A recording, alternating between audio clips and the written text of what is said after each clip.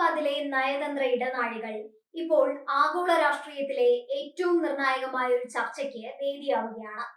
നീണ്ട നാളത്തെ അനിശ്ചിതത്വങ്ങൾക്കും വാക്പോരുകൾക്കും ശേഷം അമേരിക്കയും ഇറാനും നേർക്കുനേർ ചർച്ചയ്ക്ക് തയ്യാറായിരിക്കുന്നു എന്ന വാർത്ത വലിയ ആശ്വാസത്തോടെയും അതേസമയം കടുത്ത ജാഗ്രതയോടെയുമാണ് ലോകം നോക്കിക്കാണുന്നത്. പതിറ്റാണ്ടുകളായി നിലനിൽക്കുന്ന അവിശ്വാസവും ശത്രുതയും മാറ്റിവെച്ച് ഇരു രാജ്യങ്ങളും ചർച്ചയ്ക്ക് സമ്മതിച്ചു എന്നത് തന്നെ നയതന്ത്ര തലത്തിലെ വലിയൊരു വിജയമാണ് വിലയിരുത്തപ്പെടുന്നത്. Iran parliament speaker Mohammad Bagher ഗാലിബാഫിന്റെ നേതൃത്വത്തിലുള്ള ഉന്നതതല പ്രതിനിധി സംഘമാണ് പാകിസ്ഥാനിലെത്തിയിരിക്കുന്നത്. വെറും ഒരു ഔദ്യോഗിക സന്ദർശനം എന്നതിലുപരി ഇറാൻ തങ്ങളുടെ ഏറ്റവും പ്രധാനപ്പെട്ട രാഷ്ട്രീയ, ആണവ, സാമ്പത്തിക വിദഗ്ധരെ ഈ സംഘത്തിൽ ഉൾപ്പെടുത്തിയിട്ടുണ്ട് എന്നത് ചർച്ചകളുടെ ഗൗരവം വർദ്ധിപ്പിക്കുന്നുണ്ട്. പാകിസ്ഥാൻ ഈ ചരിത്രപരമായ ചർച്ചയ്ക്ക് മധ്യസ്ഥത വഹിക്കുന്നുവെന്നതും ഏഷ്യൻ രാഷ്ട്രീയത്തിൽ പുതിയ മാറ്റങ്ങൾ കൊണ്ടുവരുമെന്ന് ഉറപ്പാണ്. ചർച്ചകൾ ആരംഭിക്കുന്നതിന് മുന്നോടിയായി ഗാലിബാഫ് നടത്തിയ പ്രസ്താവനകൾ ഇറാന്റെ നിലപാട് വ്യക്തമാക്കുന്നതായിരുന്നു. ചർച്ചകൾക്കും കരാറുകൾക്കും ഇറാൻ തയ്യാറാണെങ്കിലും അമേരിക്കയെ പൂർണ്ണമായി വിശ്വസിക്കാൻ തങ്ങൾ ഇപ്പോഴും തയ്യാറല്ലെന്ന് അദ്ദേഹം തുറന്നു പറയുന്നു. കഴിഞ്ഞ കാലങ്ങളിൽ അമേരിക്കൻ ഭരണകൂടങ്ങൾ കൈക്കൊണ്ട നിലപാടുകളും കരാറുകളിൽ നിന്നുള്ള ഏകപക്ഷീയമായ പിന്മാറ്റവും സൃഷ്ടിച്ച മുറിവുകൾ അത്ര വേഗം ഉണങ്ങില്ലെന്ന സൂചനയാണ് ഇറാൻ നൽകുന്നത്. ഇത്തവണ നിങ്ങൾ ചതിക്കുകയാണെങ്കിൽ എന്ന മുന്നറിയിപ്പോടെയുള്ള ഇറാന്റെ സമീപനം അമേരിക്കയ്ക്കുള്ള വ്യക്തമായ സന്ദേശമാണ്.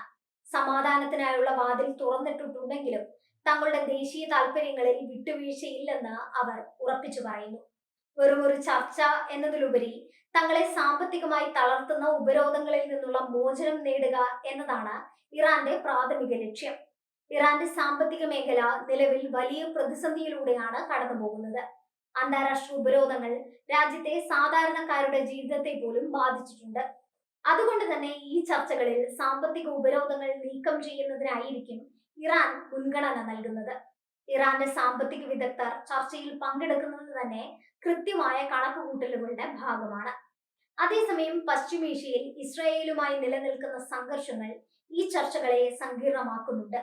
ഏത് നിമിഷവും പൊട്ടിപ്പുറപ്പെട്ടേക്കാവുന്ന ഒരു യുദ്ധ സാഹചര്യത്തിൽ നിന്ന് മേഖലയെ പിന്തിരിപ്പിക്കാൻ ഇത്തരം ചർച്ചകൾക്ക് കഴിയുമെന്ന് ലോകരാജ്യങ്ങൾ കരുതുന്നു. അമേരിക്കയും ഇതിനൊരു അവസരമായാണ് കാണുന്നത്. ഇറാനുമായുള്ള ആണവ കരാറിൽ പുരോഗതി ഉണ്ടായാൽ അത് ലോക സമാധാനത്തിന് വലിയ സംഭാവനയാകും. ഇറാൻ പ്രതിനിധി സംഘത്തിലെ ആണവ വിദഗ്ധരുടെ സാന്നിധ്യം സൂചിപ്പിക്കുന്നത് 2015 ആണവ കരാറിന് സമാനമായ പുതിയൊരു ധാരണയ്ക്കുള്ള സാധ്യതയാണ്. എന്നാൽ യുറേനിയം സമ്പുഷ്ടീകരണവുമായി ബന്ധപ്പെട്ട കാര്യങ്ങളിൽ ഇറാൻ എന്ത് വിട്ടുവീഴ്ച ചെയ്യുമെന്നത് ഇപ്പോഴും ചോദ്യചിഹ്നമാണ്. അമേരിക്ക ഉന്നയിക്കുന്ന കർശന നിബന്ധനകൾ അംഗീകരിക്കാൻ ഇറാൻ തയ്യാറാകുമോ എന്നതാണ് ഈ ചർച്ചകളുടെ ഗതി നിർണ്ണയിക്കുന്നത്. ഭൗമരാഷ്ട്രീയ സാഹചര്യങ്ങൾ ഇത്രയും വഷളായിരിക്കുന്ന സമയത്ത് ഇസ്ലാമാബാദിൽ നടക്കുന്ന ഈ കൂടിക്കാഴ്ചയെ ഒരു ഡിപ്ലോമാറ്റിക് സ്പെക്ടക്കിൾ എന്ന് തന്നെ വിളിക്കാം. പാകിസ്ഥാൻ തങ്ങളുടെ വ്യോമപാതയിൽ നൽകിയ സുരക്ഷാ അകമ്പടികൾ ഈ ചർച്ചകൾക്ക് എത്രമാത്രം പ്രാധാന്യമുണ്ടെന്ന് തെളിയിക്കുന്നതാണ്. അതീവ രഹസ്യ സ്വഭാവമുള്ള പല നിർദ്ദേശങ്ങളും ചർച്ചയിൽ കൈമാറാൻ സാധ്യതയുണ്ടെന്നാണ് റിപ്പോർട്ടുകൾ. അമേരിക്കൻ പ്രതിനിധികൾക്കും ഈ ചർച്ചകൾ വലിയ വെല്ലുവിളിയാണ്. ഇറാന്റെ ആവശ്യങ്ങൾ അംഗീകരിക്കുന്നതിനൊപ്പം തന്നെ തങ്ങളുടെ സഖ്യകക്ഷിയായ ഇസ്രയേലിന്റെ ആശങ്കകൾ പരിഹരിക്കാനും അവർക്ക് ബാധ്യതയുണ്ട്. മേഖലയിലെ ആയുധ മത്സരം കുറയ്ക്കുക എന്നതും അമേരിക്കയുടെ പ്രധാന അജണ്ടകളിൽ ഒന്നാണ്. ഇതിനായുള്ള ചില ഉറപ്പുകൾ അമേരിക്ക ഇറാനിൽ നിന്ന് ആവശ്യപ്പെട്ടേക്കാം. ഇസ്ലാമാബാദിലെ ചർച്ചകൾ കേവലം രണ്ട് രാജ്യങ്ങൾ തമ്മിലുള്ള പ്രശ്നം മാത്രമല്ല, ഇത് ആഗോള എണ്ണ വിപണിയെയും സാമ്പത്തിക സ്ഥിതിയെയും ബാധിക്കുന്ന ഒന്നുകൂടിയാണ്. സമാധാനപരമായ ഒരു അന്തരീക്ഷം സംജാതമായാൽ അത് ലോക വിപണിയിൽ എണ്ണവില കുറയുന്നതിനും വ്യാപാര ബന്ധങ്ങൾ മെച്ചപ്പെടുന്നതിനും കാരണമാകും. അതിനാൽ തന്നെ യൂറോപ്യൻ രാജ്യങ്ങളും ഏഷ്യൻ ശക്തികളും ഈ ചർച്ചകളെ സസൂക്ഷ്മം നിരീക്ഷിക്കുന്നുണ്ട്. ചർച്ചകൾ പുരോഗമിക്കുമ്പോഴും സംശയത്തിന്റെ നിഴലുകൾ പൂർണ്ണമായും മായുന്നില്ല. ഇരുഭാഗത്തും രാഷ്ട്രീയമായ വിയോജിപ്പുകൾ നിലനിൽക്കുന്നുണ്ട്. ഇറാന്റെ ഉള്ളിൽ തന്നെ ഈ ചർച്ചകളെ എതിർക്കുന്ന ഒരു വിഭാഗമുണ്ടെന്നത് ഭരണകൂടത്തിന് വെല്ലുവിളിയാണ്. അതുപോലെ തന്നെ അമേരിക്കൻ രാഷ്ട്രീയത്തിലും ഇറാനുമായുള്ള ഏതൊരു കരാറും കടുത്ത വിമർശനങ്ങൾക്ക് വിധേയമാകാറുണ്ട്. ചരിത്രപരമായ പല സന്ധികളിലും ഇറാൻ US ബന്ധം വഷളായിട്ടുണ്ടെങ്കിലും നയതന്ത്ര ചർച്ചകൾ എന്നും അവസാനത്തെ പ്രതീക്ഷയാണ്. ഇസ്ലാമാബാദ് ചർച്ചകൾ ഫലം കാണുകയാണെങ്കിൽ അത് ഈ ദശകത്തിലെ ഏറ്റവും വലിയ നയതന്ത്ര നേട്ടമായിരിക്കും.